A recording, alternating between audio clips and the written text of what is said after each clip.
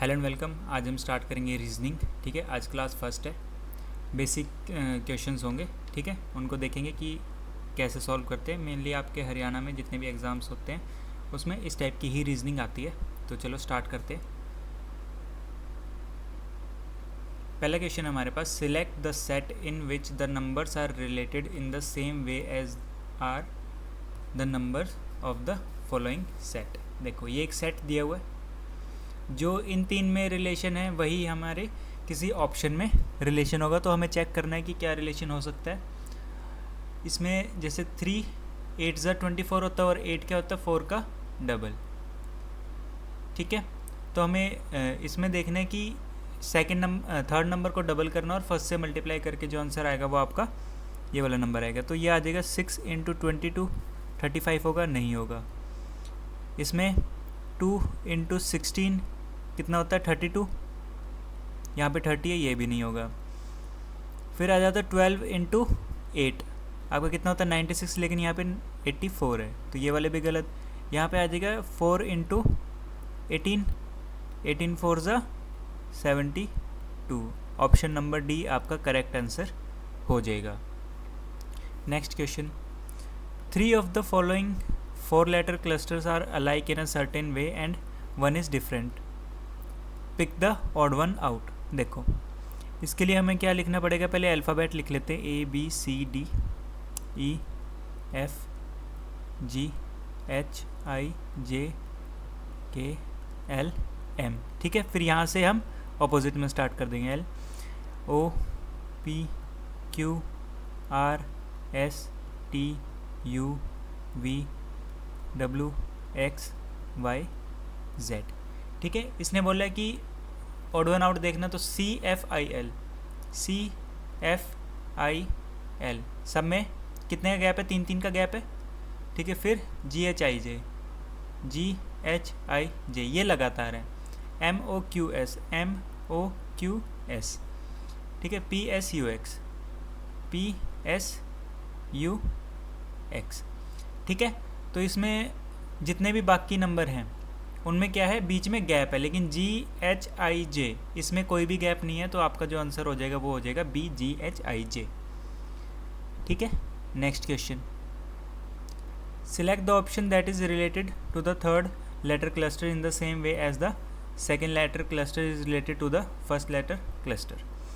ठीक है, ये नंबर ये वाला इससे रिलेटेड है, हमें बताना है कि ये वाला किससे रिलेटेड होगा। फिर से हम अल्फ़ाबेट लिखेंगे, A B C D E F G H I J K L M N O P Q R S T U V W X Y Z।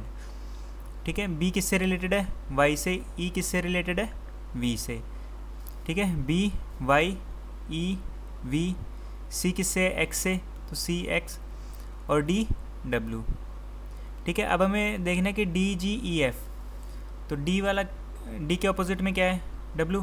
ये हमारा रिलेशन क्या था कि B के ऑपोजिट में Y होगा, E के opposite में V होगा, C के ऑपोजिट में X है, D के ऑपोजिट में W है। तो ऐसे ही D के ऑपोजिट में W, G के ऑपोजिट में T, ठीक है, E के ऑपोजिट में V और F के ऑपोजिट में U। तो W T V U, WTVU option number B हमारा करेक्ट आंसर हो जाएगा। ठीक है, next question, in a code language Sunday is written as DNUAYS, how will mother be written as in that language. देखो S कहाँ गया, सबसे last में, तो M हमारा सबसे लास्ट में आ जाएगा। ठीक है, अब संडे में क्या था, UND जो है वो अपोजिट हो गया, मतलब UND है यहाँ पे, इसमें क्या हो गया DNU। ठीक है, तो यहाँ पे क्या आ जाएगा HTO। ठीक है, AY ऐसे ही रहा, ऐसे ही HE ऐसे ही रहेगा। ठीक है, तो ये आ जाएगा HTOHEM,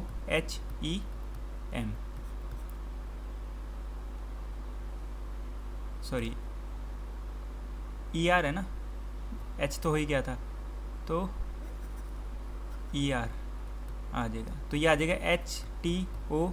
HTOERM, ठीक है, HTOERM, ऑप्शन नंबर बी आपका करेक्ट आंसर हो जाएगा। Next question, if poster is coded as 592314, dark is coded as 8647, stroke का क्या कोड होगा? ठीक है, इसमें यहाँ पे आ रहा है और यहाँ पे आ रहा है, सेकेंड लास्ट नंबर क्या है 4 और लास्ट नंबर क्या है 4, तो इसमें इंडिविजुअली सबके कोड दे रखे, जैसे P5 है, O9 है, S2 है, T3 है, E जो है हमारा वो क्या है 1, ऐसे ही जो D है वो 8 है, A जो है वो 6 है, R 4, K हमारा 7, तो स्ट्रोक का चाहिए हमें। S का कोड क्या है? S थर्ड नंबर पे है 2, ठीक है, T का है 3, R का 4, O का 9, K का 7, E का 1, तो 234971, 234971 ऑप्शन नंबर बी आपका करेक्ट आंसर हो जाएगा। Next question, how many squares are there in the following figure, हमें स्क्वायर्स काउंट करने, तो देखो एक तो सबसे बाहर वाला, एक कलर चेंज कर लेते हैं, एक सबसे बाहर वाला, ठीक है, ये एक हो गया, ठीक है, फिर जो ये क्रॉस बना रहे हैं, ठीक है, एक बाहर वाला, एक ये यहाँ पे और एक ये वाला, तो कितने हो गए? एक बाहर वाला, 1 2 3 4 5 ये हो गए, ठीक है, फिर हमारे जो छोटे छोटे वाले हैं, जैसे ये एक यहाँ पे, एक यहाँ पे, ये और यहाँ पे भी हमारे 4, ठीक है, 8 4 और 4 8 9 10 11 12 13 हो गए, ठीक है, एक ये वाला, ठीक है, कितना हुआ? 4 और 4 8 9 10 11 12, एक सबसे बड़ा 13 और एक ये 14, तो आपका जो आंसर आ जाएगा वो कितना आ जाएगा? ऑप्शन नंबर डी 14 आंसर आपका आ जाएगा, ठीक है। वैसे इसने स्क्वायर पूछा, अगर रेक्टेंगल पूछता तो हम ये दोनों भी कंसिडर कर लेते, तब आपका आंसर कितना आ जाएगा? ये दोनों कंसिडर होंगे, फिर ये वाले होंगे, नहीं, इसमें स्क्वायर ही पूछा है तो आपका 14 आंसर ही करेक्ट आंसर माना जाएगा। Next question, 2 different positions of the same dice are shown, which number will be at the top if 4 is at the bottom? 4 को हमें बॉटम पे लेके आना है, देखो ये 2 ऊपर है, एक सेकेंड, हाँ 2 आपका कहाँ है? ऊपर है, यहाँ पे कहाँ पे है? साइड में, तो इस डाइस को अगर हम इस साइड रोल कर दें तो ये इस साइड आ जाएगा, देखो अब जो डाइस अगर हम रोल कर दें, ठीक है, तो यहाँ पे 2 आ गया, ठीक है, और यहाँ पे हमारा 6 आएगा और यहाँ पे कोई नंबर आ जाएगा। एक सेकंड रुकना, इसको ऐसे नहीं रोल करना, इसको 2 बार रोल करना है, एक तो ऐसे और फिर जो आएगा उसको इस तरफ को रोल कर देना है। आपको बना के दिखाता हूँ मैं, देखो इसको पहले इस तरफ रोल करा तो जो आपका क्यूब आएगा ऐसे आएगा, 2 यहाँ पे 6 यहाँ पे, ठीक है, और 4 हमारा बॉटम में चला जाएगा, ठीक है, लेकिन दूसरा क्या दे रखा है? 2 हमारा साइड में ही है, ठीक है, यहाँ पे क्या आ जाएगा? 3 और यहाँ पे 5। अब अगर हम इसको इस तरफ रोल कर दें, ठीक है, तो 6 नीचे आ जाएगा, 2 यहाँ पे है, 6 नीचे चला गया और 4 हमारा साइड में चला गया, यहाँ पे 3 आ गया और यहाँ पे 5 आ गया इसके हिसाब से, तो 4 के ऑपोजिट क्या आ गया? 3, ऑप्शन नंबर ए, ठीक है, समझ में आया? चलो नेक्स्ट क्वेश्चन, ना समझ में आया तो कमेंट्स में बता देना कि कौन सा आपको क्वेश्चन समझ नहीं आया। Select the option in which the given figure is embedded.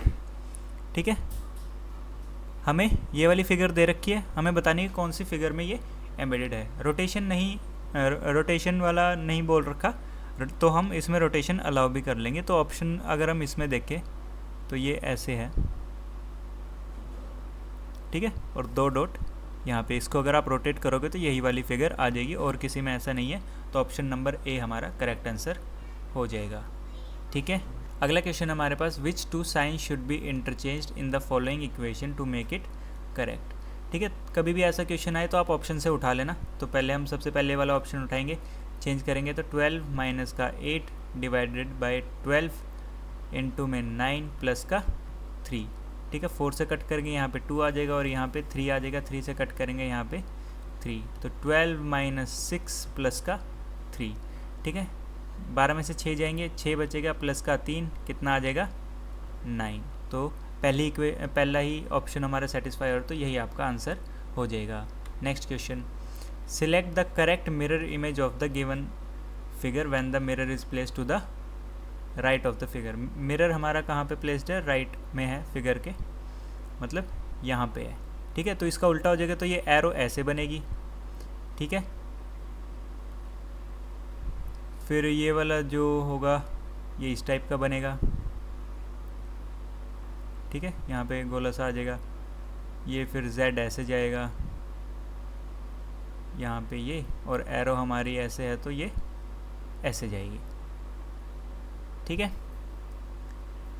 तो आपका कौन सा, ये वाली डंडी भी है ना। ठीक है, तो यही है ऑप्शन नंबर सी। ठीक है, ये आपका ऐसे ही बन रहा है जैसा हमने मिरर में बनाया, तो ऑप्शन नंबर सी आपका करेक्ट आंसर हो जाएगा। इसकी एक ट्रिक बता देता हूँ, अगर एग्ज़ाम में, अगर आपका ऑनलाइन है तो फिर आपको या तो पेपर पे बना के उसको थोड़ा डार्क करके पेपर को उल्टा करके देख लेना। अगर आपको ऑफलाइन पेपर है तो जो क्वेश्चन होगा ना उसी को थोड़ा पेंसिल या फिर पेन से डार्क करके उसके बैक साइड में देख लेना, आपको मिरर इमेज दिख जाएगी। ठीक है, तो ऑप्शन नंबर सी आपका करेक्ट आंसर होगा। जहाँ तक है कि ADA जो होगा वो ऑफलाइन पेपर ही होगा OMR शीट पे, तो अगर क्वेश्चन पेपर में ऐसा दिखे तो उसको ब्लैक पेन से डार्क करके और उसको पिछले पेज पे देख लेना, आपको उसकी मिरर इमेज दिख जाएगी ईजिली। ठीक है, नेक्स्ट क्वेश्चन है आपका नंबर सीरीज़ का, which number will replace the question mark in the following series. हमें बताना है कि यहाँ पे कौन सा नंबर आएगा। देखो, जब भी ऐसा कुछ हो जाए कि पहले सिंगल डिजिट थे, डबल डिजिट आ गए और 3 डिजिट आ गए, मतलब कुछ मल्टीप्लाई हो रहा है और उसमें ऐड हो रहा है, या फिर डायरेक्ट मल्टीप्लाई हो रहा है, या फिर स्क्वायर क्यूब होंगे। ठीक है, अगर थोड़ा थोड़ा गैप है तो उसमें प्लस होगा। ठीक है, अगर डिसेंडिंग ऑर्डर में है तो माइनस होगा। इसमें क्या है कि पहले छोटे छोटे से स्टार्ट होके सीधा एकदम बड़े उस पर गए हैं, तो ये क्या हो रहा है, मल्टीप्लाई हो रहा है। ठीक है, इसको अगर हम देखें तो ये क्या है, मल्टीप्लाई बाय 2 प्लस का 1, 3 2 ज़ा 6 प्लस में 1 7। इसको अगर हम देखें तो इंटू 2 प्लस 2। ठीक है, 7 2 ज़ा 14 प्लस 2 16। इसको अगर हम देखें तो प्लस इंटू 2 प्लस में 3, तो अगला क्या होगा, इंटू 2 प्लस में 4, तो 35 2 ज़ा 70 प्लस 4 74। ऑप्शन नंबर बी आपका करेक्ट आंसर हो जाएगा। ठीक है, next question, if A is the brother of B, B is the sister of C and C is the father of D, how is D related to A। ये आ गया आपका blood relation का। इसमें मैं बता देता हूँ, कुछ इसका डायग्राम बनता है। ठीक है, मैं वो डायग्राम के कुछ लेबल बता देता हूँ होता क्या है। अगर स्क्वायर बनाया तो ये होता है मेल, सर्कल फीमेल। ठीक है, या फिर आप प्लस या फिर माइनस ऐसे भी डिनोट कर सकते हो। अगर सिंगल लाइन शो कर रहा है दोनों के बीच में रिलेशन तो वो आ जाएगा सिबलिंग्स का। अगर डबल है तो कपल का। ठीक है, अगर ऐसे है तो जनरेशन गैप, मतलब फादर और बेटा। ठीक है, तो पेरेंट का लगा लो, पेरेंट चाइल्ड। ठीक है, अब इसमें बोला A is brother of B। A है सिबलिंग का लगेगा B के साथ, A क्या है, ब्रदर है तो मेल होगा, तो डब्बा। ठीक है, B is sister of C। B क्या है, सिबलिंग है किसकी, C की, और B क्या है, सिस्टर है, तो फीमेल आएगा। C is father of D, father होगा C तो मेल आएगा, और D का फादर है तो पेरेंट के लिए एक जो ये वाली लाइन होगी सीधे वाली वो लगेगी और डी हमारा यहाँ पे आ जाएगी। इसमें बोला है कि how is D related to A, ठीक है, तो इसका कोई जेंडर नहीं दे रखा, ठीक है, तो हम नेफ्यू डायरेक्टली नहीं बोल सकते। अगर यहाँ पे नेफ्यू या नीस होता तो हम बोल सकते थे कि हाँ भी सी ऑप्शन हो सकता है, लेकिन इसमें आपका जो करेक्ट आंसर होगा वो कैन नॉट डिटरमाइन होगा, कैन नॉट बी डिटरमाइन। क्यों? क्योंकि इसका जेंडर हमें स्पेसिफाई नहीं कर रखा, ठीक है, तो नेफ्यू वगैरह मत मार के आ जाना, ठीक है, तो इसका आ जाएगा can not be determined. Next question, अगला क्वेश्चन हमारे पास, if D is the brother of B, how is B related to C? To answer this question which one of the following statement is और are necessary? ठीक है, D क्या है? Brother है, किसका? बी का। अब पहली स्टेटमेंट है the son of D is grand son of C. Son of D कोई होगा, वो क्या है? ग्रैंड सन है सी का। ग्रैंड सन मतलब इसका डी का कोई पेरेंट होगा, तभी तो जो डी का बेटा है वो उसका ग्रैंडसन लगा, तो सी यहाँ पे आ जाएगा, ठीक है। अब हमें पूछ रहे हैं कि how is B related to C, B C का क्या लगा, ठीक है, तो हमें इसमें ना तो इसका जेंडर पता ना इसका जेंडर पता, हमें बताना किसके बारे में? बी के बारे में। तो हमें इसका जेंडर पता करने के लिए दूसरी स्टेटमेंट यूज़ करनी पड़ेगी, B is the sister of D. B क्या है? सिस्टर है किसकी? डी की। तो अब हम बता सकते हैं कि जो बी है भाई वो डॉटर है सी की, तो स्टेटमेंट दोनों रिक्वायर्ड होंगी 1 and 2, ठीक है। Next question, Veena who is sister in law of Ashok is the daughter in law of Kalyani. Dheeraj is the father of Sudeep who is the only brother of Ashok, how is Kalyani related to Ashok. ये आपका homework question है, ठीक है, इसको solve करना, solve होगा तो ठीक है, वरना कमेंट्स में बता देना, मैं कल वाली क्लास में इसका सॉल्यूशन बता दूंगा कैसे सॉल्व करना है, ठीक है। अब हमने रीजनिंग की भी क्लासेस स्टार्ट करी हैं, धीरे धीरे हम, जैसे मैथ्स में अलजेब्रा का रहता है, ठीक है, वो मैं कल ले लूँगा क्लास। अब हो सकता है शायद आपको दिन में 2 क्लासेस भी दिख जाएँ, ठीक है, तो सब्सक्राइब कर लेना चैनल को, ताकि आपको पता चलता रहे कि कैसे क्या है, कौन कौन सी क्लासेस आ रही हैं, ठीक है। जीके जीएस की कंबाइंड हर एक टॉपिक होगा उसमें, ठीक है, वो कंबाइंड डेली, नहीं तो एक दिन छोड़ के एक दिन हम 50-50 क्वेश्चंस की सीरीज़ लेके आ रहे हैं, ठीक है। कल हो जाएगी इसकी एक क्लास, ठीक है। तो आज वाली क्लास में इतना ही, मिलेंगे कल, थैंक यू।